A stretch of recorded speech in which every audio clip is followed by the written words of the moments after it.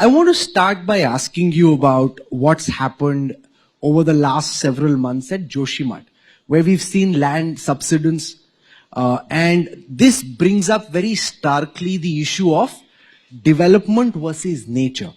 And the concern that as we develop some of the roads and highways that you are championing as much as you are, this potentially creates the problem of nature striking back, land going in, a water aquifer bursting. Now questions being asked about unsafe buildings. As the man in charge of infrastructure and roadways, how do you think we should find the balance कि infrastructure भी develop हो और ऐसा ना हो कि प्राकृतिक आपदा हमारे सर पे आ जाए जिससे फिर घर टूट जाए, सवाल खड़े हो रहे हैं कि क्या जो वहां पे हाईवेज बन रहे हैं उनसे चोट पहुंच रही है. How do we balance and reconcile this? देखिए, पहली बात तो ऐसी है कि टेक्निकल पॉइंट ऑफ व्यू इसका अध्ययन चल रहा है, तो मैं कुछ कमेंट नहीं करूंगा. पर जब हमारे केदारनाथ में, बद्रीनाथ में हादसा हुआ था और मैं 2014 में जब मिनिस्टर बना, तब ये 4 धाम करीब 12,000 का प्रोजेक्ट बनाने की बात चल रही थी. तब मेरे ध्यान में आया कि इंडियन कंसल्टेंट के बजाय लोगों ने मुझे सुझाव दिया कि स्विट्जरलैंड से हम डीपीआर बनाने के लिए कंसल्टेंट लाए. और उस समय स्विट्जरलैंड से जो कंसल्टेंट आए, क्योंकि स्विट्जरलैंड में ऐसी स्थिति है, उसके आधार पर हमने डीपीआर बनाया था. ये जो हिमालय है, यहाँ बड़ा फ्रॉजिल डाटा है, स्टाटा है पूरा. जैसे उदाहरण के लिए थोड़ा सा जियोलॉजी मैं जानता हूं. 10 प्रकार के रॉक होते हैं, उसमें एक मोहा स्केल ऑफ हार्डनेस है. Talc, gypsum, calcite, apatite, orthoclase, quartz, corundum, diamond. The diamond is suppose to be the hardest material.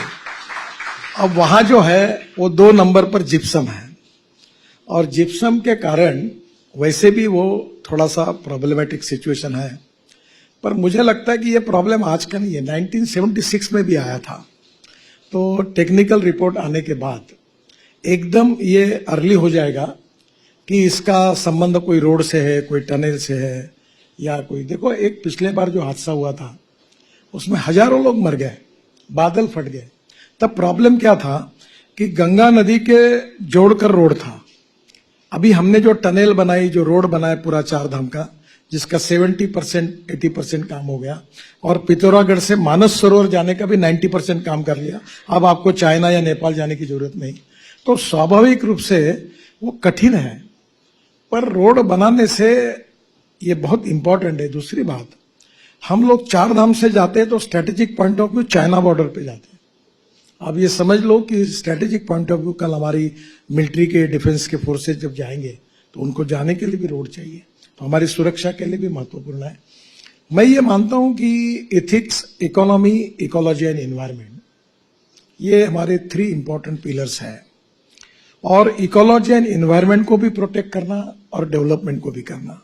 आप देखो, मैं ग्रीन फ्यूल में कितना काम करूं. 2004 से मैं एक मिशन के रूप में हाइड्रोजन, इथेनॉल, इलेक्ट्रिक लगातार पीछे पड़ा रहता हूं कि पेट्रोल, डीजल और गैस को हटाओ. अब मुझे बताइए, हम पेड़ लगाने में इस साल हमने 2.5 करोड़ पेड़ लगाए. हमने कम से कम ये द्वारका एक्सप्रेस हाईवे दिल्ली का, उसमें 12,000 पेड़ ट्रांसप्लांट किए हैं. तो इकोलॉजी एंड एनवायरनमेंट भी चाहिए और डेवलपमेंट भी चाहिए. पर डेवलपमेंट करते समय अगर इकोलॉजी एंड एनवायरनमेंट की अगर उसके ऊपर धोखा होता है तो उसकी भी चिंता करनी पड़ेगी. हमारी सरकार की ओर से गंभीरता का इसका अध्ययन होगा और निश्चित रूप से इकोलॉजी एंड एनवायरनमेंट को प्रोटेक्ट करके हम आगे जाएंगे.